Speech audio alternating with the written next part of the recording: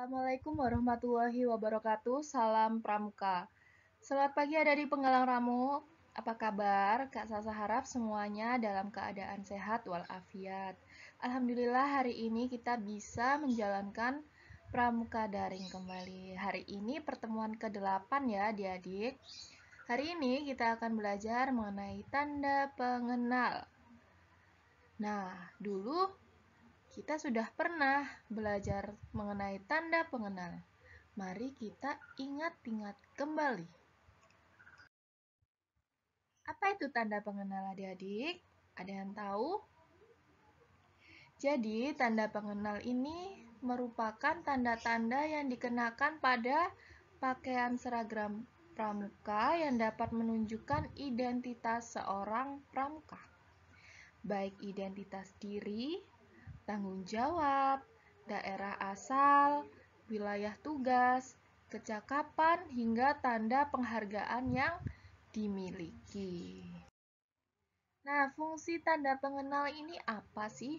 Ada 3, yaitu alat pengenal. Ya, alat pengenal ini merupakan pengenal seorang pramuka, satuan, tingkat kecakapan, jabatan, atau wilayah tugasnya.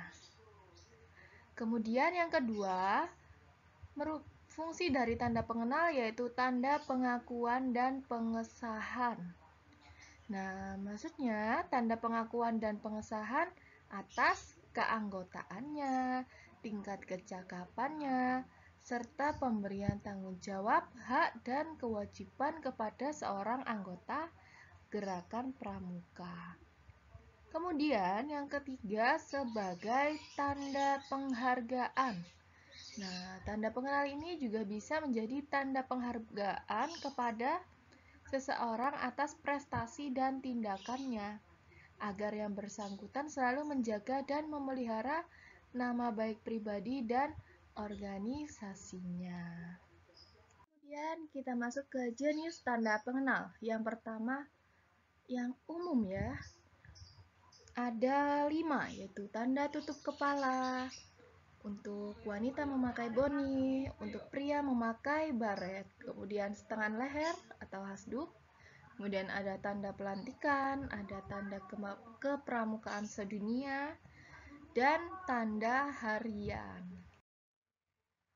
Kemudian ada tanda pengenal satuan, yaitu tanda yang menunjukkan satuan tempat atau lokasi tempat tinggal pemakainya. Yang pertama ada tanda regu. Ya, kalau kalian penggalang, tanda regunya apa adik-adik? Kalau untuk wanita memakai tanda regu jenis-jenis bunga. Kalau pria menggunakan tanda regu jenis-jenis binatang. Kemudian ada tanda gugus depan, kuartir dan majelis pembimbing. Ada tanda krida dan tanda satuan karya. Ada lencana daerah dan tanda wilayah. Kemudian ada satuan pramuka luar biasa. Nah, ini yang terakhir tidak semua pramuka menggunakan ya. Jadi tanda satuan ini lebih ke tempat atau lokasi tempat tinggal gitu ya. Kemudian ada jabatan. Ya, ini tanda jabatan. Tanda yang menunjukkan jabatan dan tanggung jawab yang disandang dalam lingkup gerakan pramuka. Yang pertama ada tanda pemimpin dan wakil pemimpin regu. Nah, untuk adik-adik yang mengikuti di sekolah kemarin kegiatan apa ya? Dian Pinru. Ya, pasti mendapatkan badge pemimpin regu. Nah, itu merupakan tanda jabatan ya, adik-adik. Kemudian ada tanda pembina dan pembantu pembina ya, ini untuk kakak-kakak pembina. Kemudian ada tanda keanggotaan Dewan Kerja Penegak dan Pandega, ini untuk penegak dan juga pandega. Kemudian tanda andalan dan pembantu andalan, ya ini juga untuk andalan. Kemudian ada tanda pelatih pembina pramuka, yang ini juga untuk pelatih ya. Jadi semua ini menunjukkan jabatan masing-masing. apabila seorang penggalang, maka jabatannya menggunakan pemimpin atau wakil pemimpin regu, begitu ya. Kemudian ada tanda kecakapan, yaitu tanda yang menunjukkan kecakapan, keterampilan, ketangkasan, kemampuan, sikap, dan usaha seorang pramuka dalam bidang tertentu sesuai golongan usianya. Nah, sesuai golongan usianya ini maksudnya gimana, Kak? Sesuai golongan usianya itu merupakan siaga, penggalang, penegak, pandega, dan seterusnya. Begitu ya. Kemudian untuk di penggalang ada yang dinamakan tanda kecakapan umum ya. Pada saat ini kalian sedang menempuh tingkat ramu ya adik-adik. Tingkat pertama pada golongan penggalang. Jadi penggalang itu ada 3 tingkatan, yaitu ramu, rakit, dan perap. Ini untuk tanda kecakapan umum. Nah, gimana untuk kita naik tingkat? Ya, kita harus menyelesaikan semua syarat-syarat yang ada di SKU kita ya adik-adik. Jadi setiap hari kita belajar ini itu menyesuaikan dengan isi yang ada di SKU. Jadi saat kalian menyelesaikan semua SKU, kalian otomatis dilantik ke tingkat selanjutnya. Begitu ya. Kemudian selain ada tanda kecakapan umum, ada dinamakan tanda kecakapan khusus.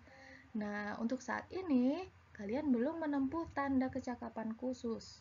Tanda kecakapan khusus ini ada beberapa bidang ya adik-adik.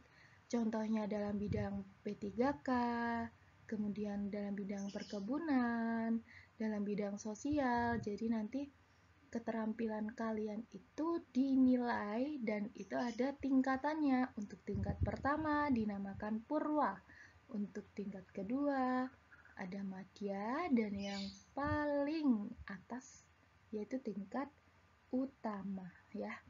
Kemudian yang terakhir ada tanda pramuka Garuda. Nah, tanda pramuka Garudanya apa, Kak? Nah, pramuka Garuda itu merupakan tingkat tertinggi ya dalam pramuka.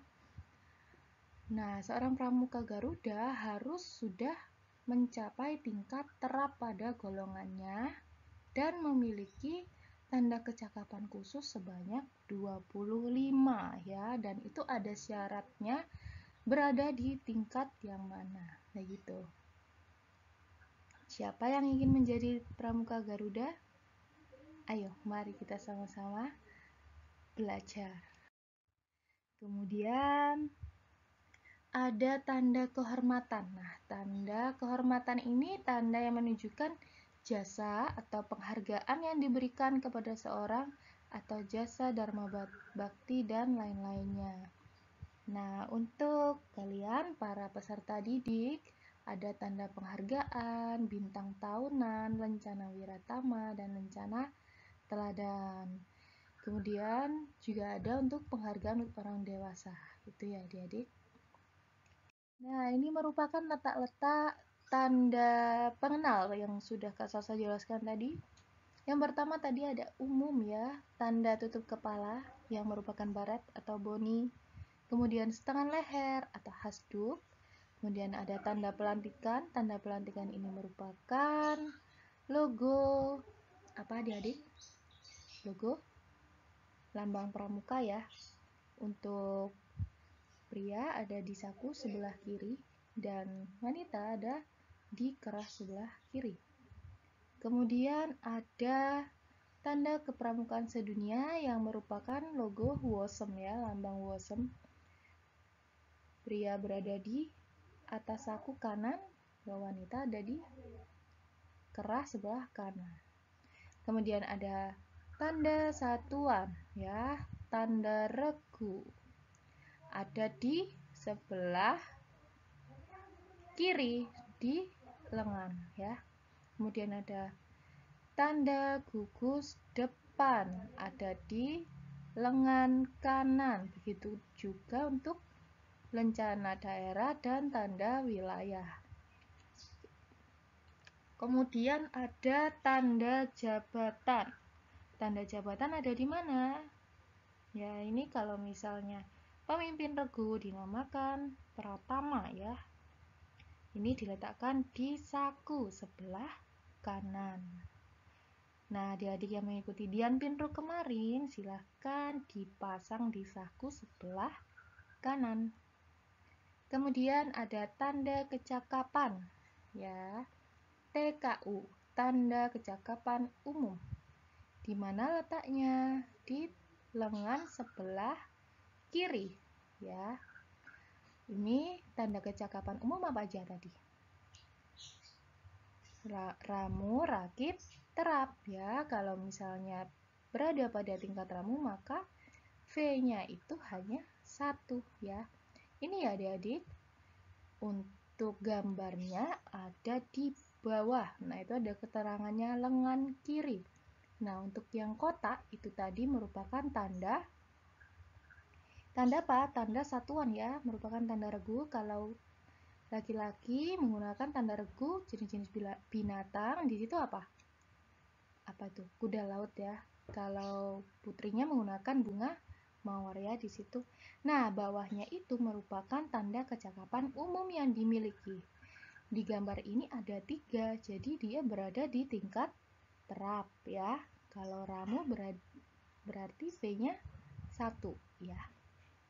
Kalau rakit ada 2 begitu. Kemudian ada tanda kecakapan khusus. Tanda kecakapan khusus ini ada di lengan sebelah kanan ya. Nah, yang kotak-kotak itu ada gambar-gambar kecakapan yang dimilikinya. Ada berkemah, yang plus itu berarti P3K, kemudian gambar mata merupakan pengamat, dan lain sebagainya.